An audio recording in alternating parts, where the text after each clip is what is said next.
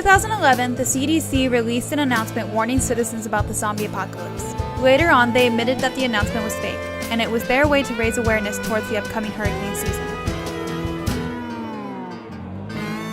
So how do we prepare for an emergency? And are the zombies really coming? I think the preparedness of people in a society tends to depend on the threats that they're facing.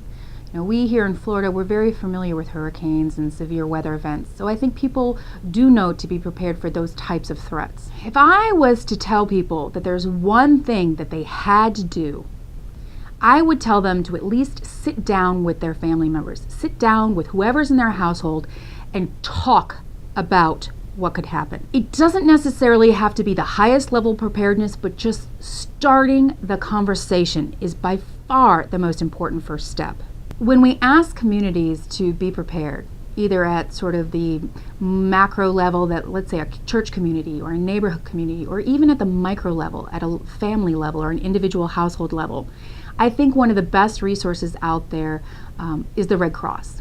Quite honestly, the American Red Cross has been participating in all phases of disasters for decades.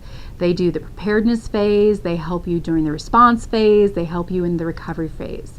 I would strongly encourage your audience to be aware of the fact that there are going to be disasters. It is not a matter of if, it is a matter of when. We've seen global pandemics wipe out huge portions of the population. And our last pandemic was in 1918. And that is not some Middle Ages pandemic, that's 100 years ago.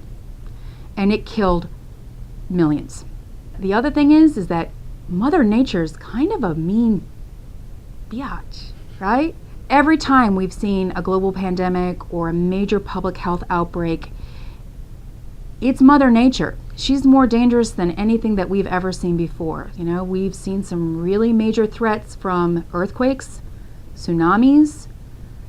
I know it's a political hot topic, but global warming has the potential to shape and reshape parts of this earth, and that could be a threat. But historically, our largest threats to humanity have been biological.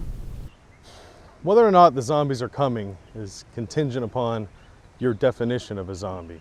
If you ask Haitians, particularly Haitians that believe in voodoo, they tell you that the zombies are already here.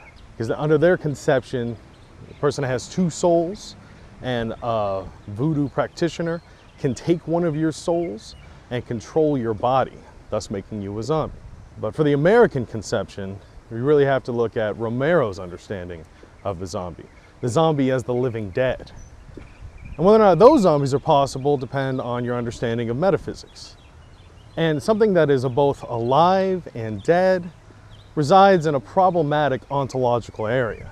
That is, things are usually living or dead. So if you think that zombies are the living dead, you got a problem on your hands. Well, if it's dead, then the biological and physiological processes have stopped. So how is it that a zombie can move? There's no blood circulating throughout the system, providing oxygen to the muscles. So that's a very problematic conception on two fronts. But the zombie as the infected, that is where things get really interesting, because we can look out into nature and we can find these parasitic fungi that take over the minds of ants and cause them to climb up to the top of a leaf. And then the fungi sprout from the top of their heads, thus finishing its reproductive cycle, causing these spores to spread. But we also see a parasitic fungus that can infect the minds of higher level organisms. There's a particular type of parasitic fungus that attacks a rat and causes the rat to run towards a cat. And then the cat devours the rat and thus contributes to the reproductive cycle of that particular fungus. Now, whether or not that can transcend to higher levels, as we like to think of ourselves, as a higher organism,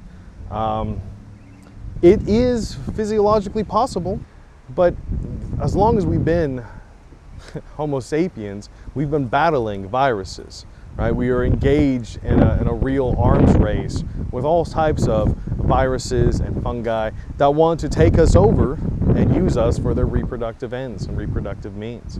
And just the power of nature alone to produce new forms of viruses that have all sorts of fascinating and terrifying consequences and results for the human animal.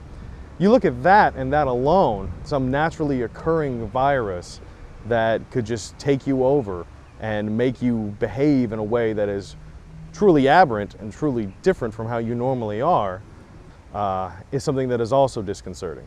We are a thoroughly intelligent species, at least at times. We would catch on pretty quickly to the conditions by which this zombieitis spreads. And we would, I think, do a pretty decent job of quarantining the problematic areas and trying to stop the spread of the zombieitis. But on the other hand, if ignorance wins the day, or people just don't believe that the apocalypse is occurring, given the modern forms of transportation that we have, right, it could spread very, very quickly, very, very far. Look at AIDS and the way that it came about and the way that it has spread throughout our species. I mean, if AIDS were to go airborne, we'd all be fucked.